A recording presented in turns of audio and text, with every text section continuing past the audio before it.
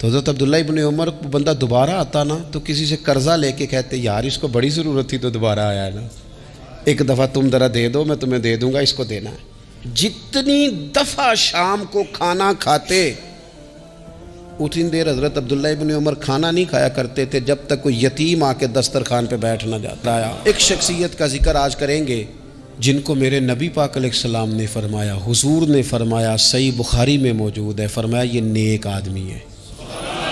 اور یار جسے رسول کریم کہیں بندہ نیک ہے، رجل صالح، حضور نے فرمایا نیک آدمی ہے، جو بالغ نہیں ہوئے تھے اور اس سے پہلے ہی کلمہ پڑھ لیا تھا، جو حج کے مسائل سب سے زیادہ جانتے تھے، جنہوں نے 60 سال مکے اور مدینے میں فتویٰ دیا، صحابہ ان سے فتویٰ لینے آتے تھے، جو بدر کی جنگ میں بھی گئے، احد میں بھی گئے، پر محبوب نے فرمایا عمر تھوڑی ہے ابھی واپس جائیے، خندق میں شریک ہوئے اور اس کے بعد ہر جنگ میں شریک ہوئے۔ مستدرک میں موجود ہے، حضرت جابر ابن عبداللہ فرمایا کرتے تھے زمانہ بدلا تو کچھ لوگوں میں بھی تبدیلیاں آئیں، میں نے بڑی دنیا بدلتی دیکھی، پر جن لوگوں کو نہیں بدلتے دیکھا نا ان میں یہ شخصیت ہے جو ہمیشہ ہر دور میں ہر عمر میں نبی پاک کے طریقوں پر پوری طرح کاربند رہے، اوڑھنا بچھونا اٹھنا بیٹھنا چلنا ہر وقت حضور کی محبت میں غرق ہو کے کیا۔ کون ہے بھلا؟ حضرت عمر کے بیٹے سیدنا عبداللہ ابن عمر رضی اللہ تعالی عنہ، ابھی بالغ نہیں ہوئے تھے مسلمان ہو گئے، اور زندگی ساری مصلی سے لگ کے گزاری، عبادت کی، ریاضت کی، تقوی، جد و جہد، معاملہ فہمی، جہاد۔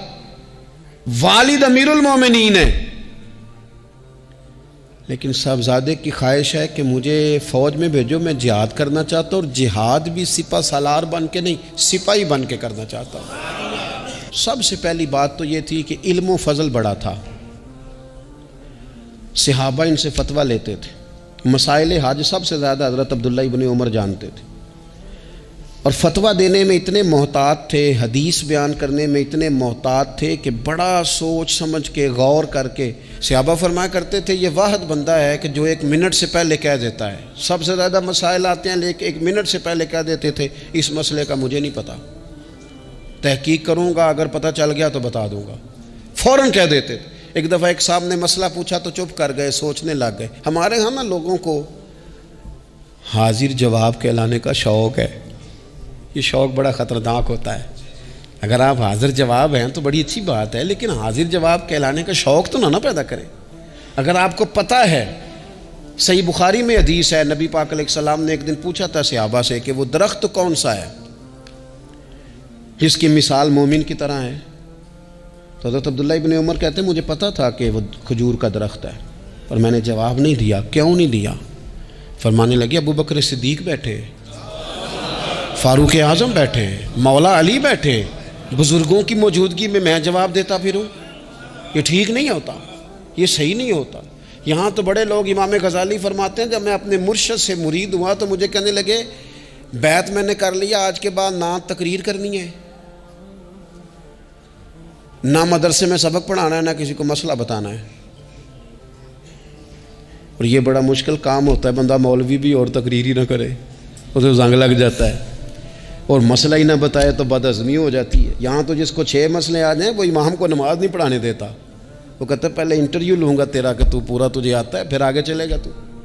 اتنے بڑے عالم کو شیخ نے منع کر دیا، تو کہتے ہیں شیخ کے پاس ایک شخص مسئلہ پوچھنے آیا تو میرے مرشد فرمانے لگے مجھے یہ مسئلہ نہیں آتا۔ تو امام صاحب کہتے ہیں کہ میں نے اسے کہا مجھے آتا ہے، میں بتاؤں؟ کہتے میرے شیخ مسکرا پڑے، کہنے لگے غزالی میں تو تیرے ساتھ ساتھ اپنی میں بھی مارنا چاہتا تھا، پر تیری ابھی مری نہیں، اور تو کہتا ہے میں بتاتا ہوں۔ کچھ دیر چھوڑ دے، سارے مسئلے بتانے نہیں چاہیے، کچھ پہ عمل بھی کرنا چاہیے۔ میرے عزیز حضرت عبداللہ ابن عمر اتنا بڑے مفتی ہیں، مفتی مدینہ ہیں، مفتی مکہ ہیں، لوگ مسائل حج پوچھتے ہیں، بڑے بڑے استنباط کرتے ہیں قرآن و حدیث سے۔ ایک آدمی نے مسئلہ پوچھا تو حضرت عبداللہ ابن عمر فرمانے لگے دیر تک سوچا، جب دیر ہو گئی سوچتے سوچتے تو وہ شخص کہنے لگا حضور اتنی دیر کیوں سوچ رہے ہیں؟ تو آپ فرمانے لگے تمہارا کیا خیال ہے؟ کہ جو سوال تم مجھ سے پوچھتے ہو اور جو جواب میں تمہیں دیتا ہوں اس کے بارے میں رب مجھ سے سوال نہیں کرے گا؟ اللہ کی بارگاہ میں نے جواب نہیں دینا؟ میں سوچ سمجھ کے دے رہا ہوں تاکہ اس کا حساب دینا پڑے تو میرے لیے مشکل نہ ہو جائے۔ میرے عزیز، حضرت عبداللہ ابن عمر سے کسی نے سوال پوچھا تو سیدنا عبداللہ ابن عمر رضی اللہ تعالیٰ عنہ کہنے لگے مجھے نہیں آتا اس سوال کا جواب، اور جب کہا نا نہیں آتا تو فوراً کہنے لگے عبداللہ، خود اپنے آپ سے بات کرتے ہیں، کہتے ہیں عبداللہ رب تیرا بھلا کرے، اس بات پہ ہمیشہ ڈٹے رہنا، جو بات نہ آتی ہو وہ کبھی کہنا نہ، جس کا پتہ نہ ہو اسے کبھی کرنا، جب تک پوری تحقیق نہ ہو بلا وجہ ہوتا زنی نہ کرنا، بلا وجہ ہوتا زنی نہ کرنا۔ یہاں کا ہے ہمارے صوفیاء نے، یہاں کا علم و بس کریو یار، ایک کوئی حرف تینوں درکار، صحیح کر کے پہلے اچھی طرح کر کے پرکھ پھر بات کر۔ تو علم بڑا تھا، تقوی بڑا تھا۔ اس کے ساتھ ساتھ پھر یہ تھا کہ غریب پروری بڑی تھی۔ ایک بندہ خیرات لے کے گیا، وہ پھر لائن میں لگ گیا ہے، اسی کیا کھیدہ پلا تو پھر آ گیا ہے۔ تو حضرت عبداللہ ابن عمر کو بندہ دوبارہ آتا نا تو کسی سے قرضہ لے کے کہتے یار اس کو بڑی ضرورت تھی تو دوبارہ آیا ہے نا، ایک دفعہ تم ذرا دے دو میں تمہیں دے دوں گا، اس کو دینا ہے۔ جتنی دفعہ شام کو کھانا کھاتے اتنی دیر حضرت عبداللہ ابن عمر کھانا نہیں کھایا کرتے تھے جب تک کوئی یتیم آ کے دسترخوان پہ بیٹھ نہ جاتا، نہیں گزارا ہوتا۔ اور یار کیسے لوگ کھا لیتے ہیں، اعلیٰ غذائیں کھا رہے ہیں، اور ایک طرف ایک بہن مجبور بیٹھی ہے، بھائی مجبور بیٹھا ہے، سسرالی رشتہ داروں میں لوگ مجبور بیٹھے ہیں، عزیزوں میں لوگ مجبور بیٹھے ہیں، یتیم غریب مسکین، اور یہ روز نئے سے نیا ذائقہ، جب تک یتیم نہ ہوتا کھانا نہ کھاتے۔ اور صدقات و خیرات بھی کرتے تو جس طرح ہم کرتے ہیں نا، ناراض نہ ہونا۔ کبھی کبھی نا بعض لوگوں کو بانٹتے دیکھتے ہیں تو تکلیف ہوتی ہے، آپ نے دینا تو ہے تو اگر خوش دلی سے دے دیں، عطا تو کرنا ہے تو اگر چلو صحیح طریقے سے ہو جائے، ہنس کھیل کے ہو جائے، پریشان نہ کیا جائے سائل کو، تو کتنا اچھا ہے۔ ان صوفیاء کا بھی ہم نے تذکرہ کتابوں میں پڑھا ہے جو کہا کرتے تھے اگر رب نے دروازے پہ کسی کو بھیجا ہے تو اس کا مطلب ہے اللہ راضی ہے، لیکن ہمارا لہجہ اتنا سخت ہوتا ہے۔ حضرت عبداللہ ابن عمر ایک اونٹنی پہ بیٹھے تھے، اونٹنی بڑی پیاری لگی، بڑی خوبصورت تھی، بڑی بہترین تھی، بڑی صاف ستھری تھی، تو 2-3 دفعہ اپنے غلام سے کہا یار بڑی پیاری ہے، بڑی خوبصورت ہے، دیکھو اس کا چلنے کا انداز کتنا نرالا ہے۔ آج کل بھی ڈرائیور گاڑی چلاتے ہیں تو کہتے ہیں بڑی ہلکی پھلکی ہے جی، بریکیں بھی بڑی ٹھیک ہیں جی اس کی، فلاں معاملہ بھی اس کا بڑا صحیح ہے۔ وہ اتنی پسند آئی اونٹنی تو اونٹنی سے اترتے ہی فوراً کہنے لگے اس کو نشان لگا کے قربانی کے جانوروں میں چھوڑ دو، یہ زیادہ پیاری ہے، اسے رب کے رستے میں خیرات کریں گے۔ کیوں؟ ایک باریک نکتہ صوفیاء نے بیان کیا ہے۔ اللہ کے نیک بندے کہتے ہیں کسی جگہ بھی تمہارا دل اللہ رسول کے مقابلے میں الجھنا نہیں چاہیے۔ کوئی ایسی چیز جو رکاوٹ بن رہی ہو، رکاوٹ، وہ کیا کہتے ہیں کچرا آ گیا ہے، اس کچرے کو لوگ ٹھیک نہیں کرتے، کہتے نکال دو تاکہ معاملہ صحیح رہے۔ ایک چھوٹا سا باریک سا ہلکا سا دھاگے کی طرح کا ایک ٹکڑا اگر کسی وقت گوشت کا آپ کے دانت میں الجھ جائے نا، وہ سارا ذائقہ تباہ کر دیتا ہے۔ لوگ مختلف چیزیں لے کے خلال کرتے ہیں دانتوں کا تاکہ وہ نکل جائے، کیونکہ ذرا سی بھی چیز اگر کسی جگہ رکاوٹ بن جائے نا، آپ بڑا بہترین کھانا کھا رہے تھے، زبردست غذا آپ کھا رہے تھے، ایک صرف اس میں نا ہلکا سا دانہ ایسا ہے جو سخت تھا، کچرا آ گیا، روڑا آ گیا، تو وہ سارے کھانے کا ذائقہ تباہ کر دیتا ہے۔ بعض لوگ ایسے ہوتے ہیں کہ ایک بال نکل آئے نا کبھی کھانے میں سے تو کھانا چھوڑ دیتے ہیں، کہتے ہیں یار یہ سارا ذائقہ خراب ہو گیا۔ ہمارے ساتھ یہ ہوا ہے، یہ تو ہے نا دنیاوی معاملات، اسی طرح کا مسئلہ روحانی زندگی میں ہوتا ہے۔ کئی دفعہ نا ہم ماننے کو تیار نہیں ہوتے، لیکن ہمارے اوپر دولت کی محبت پوری طرح سوار ہوتی ہے، وہ سجدے میں ذوق آنے نہیں دیتی۔ شہرت کی محبت پوری طرح سوار ہوتی ہے، وہ درود و سلام کا، ذکر کا، عبادت کا ذائقہ لگنے نہیں دیتی۔ وہ جو کہا تھا نا والذین آمنوا اشد حبا للہ، ایمان والے سب سے بڑھ کر اللہ سے پیار کرتے ہیں، سب سے بڑھ کر رسول اللہ صلی اللہ علیہ وسلم سے محبت کرتے ہیں۔ کیوں کہا گیا تھا؟ اس لیے کہ ان محبتوں کے مقابلے میں ذرا بھی کوئی اور محبت آتی ہے روحانی ذائقہ خراب کر دیتی ہے. ہمارا دل نہیں لگتا, ہم بور ہوتے ہیں, ہم پریشان ہوتے ہیں. مسئلہ یہ ہے کہ جس دل میں صرف رب رسول کو ہونا چاہیے تھا وہاں شہرت آ گئی ہے, شہرت کی محبت آ گئی ہے, دکھاوا آ گیا ہے, مال آ گیا ہے, کئی قسم کے ہم نے بت معاذ اللہ اکٹھے کر لیے, اور پھر وہ ساری کیف مستی آئے. یہ کیسے ہو سکتا ہے؟ حضرت عبداللہ ابن عمر رضی اللہ تعالیٰ عنہ کے پاس ایک گدھا تھا. ہم پنجابی میں تو کہا کرتے تھے کہ بڑا ساؤ جانور ہے, بڑا دھیما ہے, بڑا اچھا ہے, سواری بھی کرتے تھے اس پہ, اس پر بوجھ بھی رکھتے تھے, اور بھی کئی کام, جانوروں کا چارہ بھی اس پہ رکھ کے لایا جاتا تھا. بہت سارے لوگ اس کی تعریف کرتے تھے کہ ظاہر ہے اس وقت یہ جانور ہر گھر کی ضرورت ہوتے تھے. لوگوں نے بڑی تعریف کی کہ جناب یہ گدھا بڑا اچھا ہے, بڑا عمدہ ہے. اب بعض چیزیں ایسی ہوتی ہیں جن سے دل لگ جاتا ہے. کچھ نوجوانوں نے گھروں میں بلی رکھی ہوتی ہے, گھوڑا رکھا ہوتا ہے, جانور رکھے ہوتے ہیں, ان کی پوری توجہ انہماک. ہم دیکھتے تھے دیہاتوں میں کہ بزرگ اگر کہیں چلے جاتے تھے سفر پہ تو وہاں سے بھی پیغام بھیجتے تھے کہ گائے کو چارہ ڈالا کہ نہیں, بھینس کو نکالا کہ نہیں, تم نے باڑے سے دھوپ چھاؤں کا خیال کیا کہ نہیں. وہ چیز ذہن میں آ جاتی تھی. حضرت عبداللہ ابن عمر رضی اللہ تعالیٰ عنہ وہ گدھا چونکہ بڑا پیارا تھا, بڑا اچھا جانور تھا اور بڑے کام کرتا تھا, بہت سارے معاملات گھر کے اور کھیتی باڑی کے اس کے ذمے تھے, تو گھر والے بھی کہتے کہ اس جانور کی وجہ سے بڑی خیر ہے, بڑے کام ہو جاتے ہیں. آپ کا بھی خیال تھا. حضرت عبداللہ ابن عمر ایک دن گھوڑے سے نیچے اترے یا اس گدھے سے نیچے اترے تو خادم کو بلا کے کہنے لگے اسے لے جاؤ اور بیچ کے پیسے اللہ کے راستے میں خیرات کر دو. اب وہ خادم کا بھی اس سے دل لگ گیا تھا, جانور گھر میں ہوتا ہے دلچسپی ہو جاتی. کہنے لگا حضور وہ سارا محلہ تو اس کی تعریف کرتا ہے, سارے خاندان والے تو اس جانور سے دلچسپی رکھتے ہیں اور آپ بیچ رہے ہیں. آپ فرمانے لگے جس طرح سب کا دل اس کی طرف ہے نا کہ اچھا جانور ہے, میرا بھی ہو گیا ہے, لیکن میں اپنے دل کو سوائے رب رسول کے کسی اور طرف ہوتا دیکھ نہیں سکتا.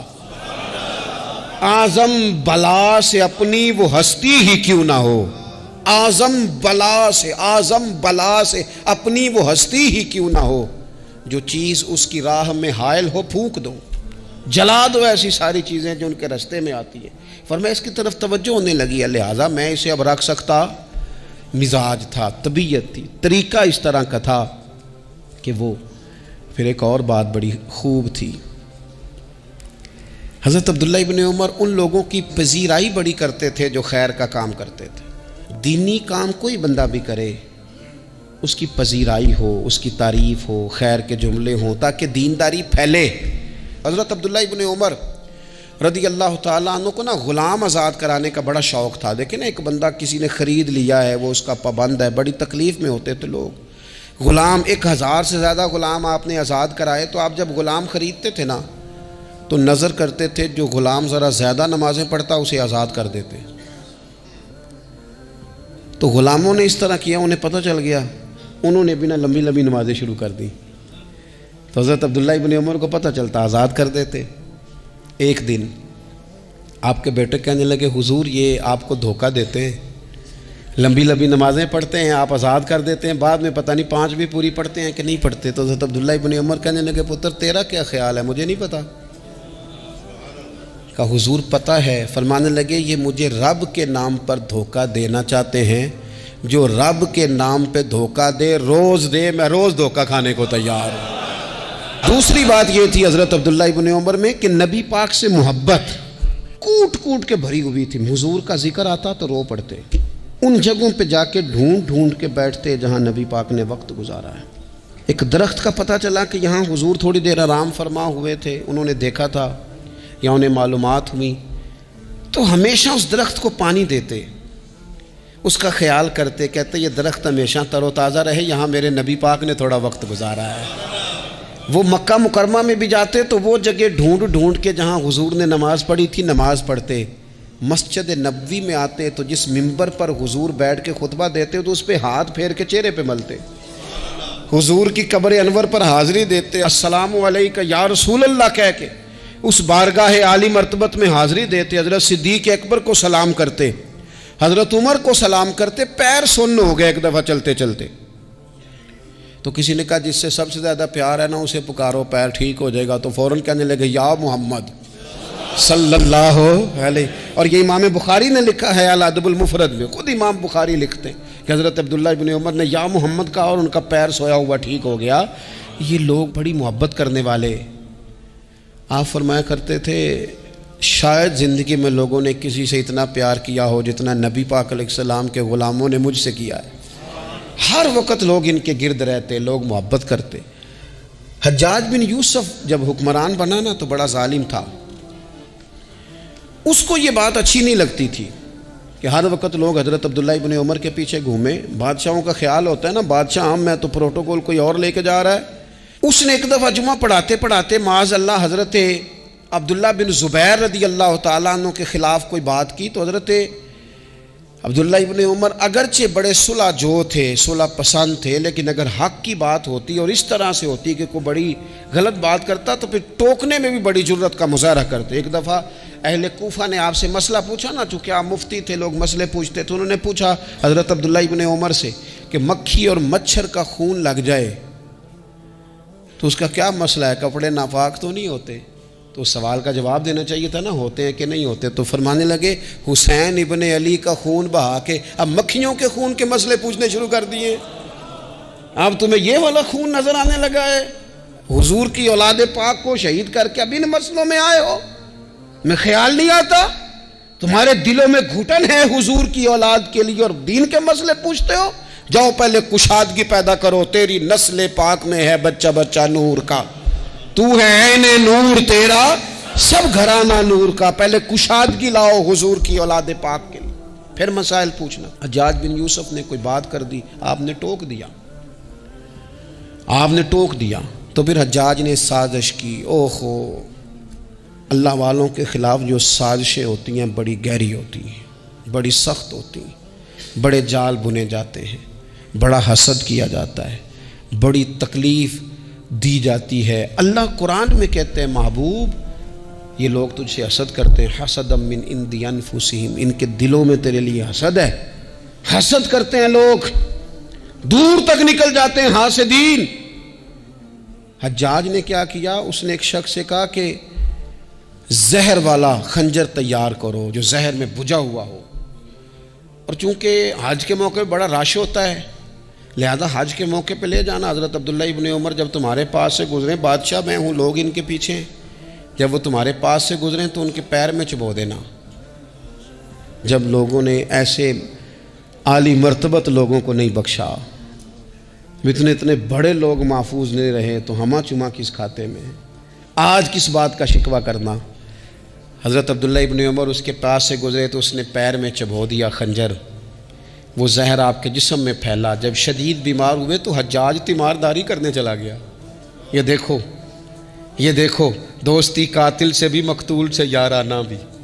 خود چلا گیا اور جا کے کہنے لگا جی اگر مجھے پتہ چل جائے نا کہ آپ کو کس نے یہ زخم دیا ہے تو میں سخت انتقام لوں گا. تو حضرت عبداللہ ابن عمر نے بھی بڑا منطقی جواب دیا. فرمانے لگے مجھے اسی نے زخم دیا ہے جس نے حج کے موقع پر کسی کو خنجر لانے کا مشورہ دیا تھا، اسی نے مجھے زخم دیا ہے. گویا فرمانے لگے ظالم تو خود ہی یہ کام کرتا ہے اور خود ہی تو تیمارداریاں کرتا ہے.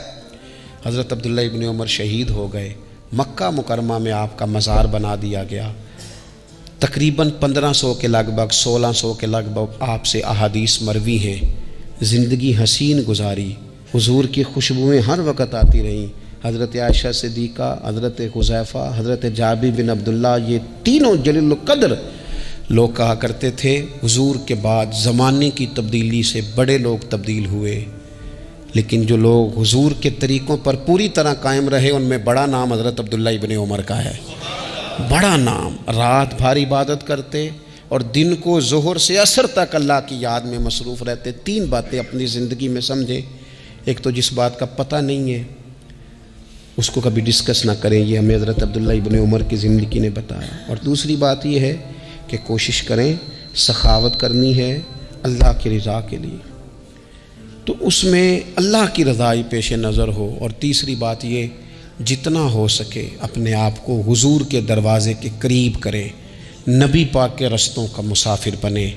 جس طرح بھی حالات بڑے بڑے بدلتے ہیں لیکن اپنی جو اصل ہے نا اس اصل پر ہمیشہ قائم رہیں.